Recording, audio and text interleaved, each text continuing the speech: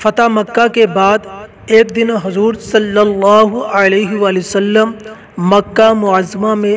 کسی کافرہ عورت کے مکان کی دیوار سے ٹیک لگا کر کھڑے ہو گئے اور اپنے کسی غلام سے گفتگو کرنے لگے۔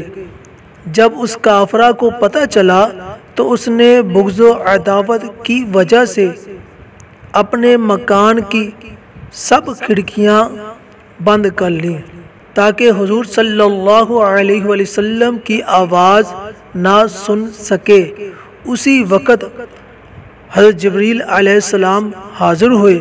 اور عرض کیا، یا رسول اللہ صلی اللہ علیہ وآلہ وسلم، خدا تعالی فرماتا ہے کہ اگرچہ یہ عورت کافرہ ہے مگر آپ صلی اللہ علیہ وسلم کی شان بڑی عرفہ و اعلیٰ ہے، کیونکہ آپ کی پشت انور اس کافرہ کے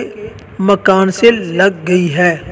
لہٰذا میں نہیں چاہتا کہ یہ مکان والی اب دوزخ میں جائے۔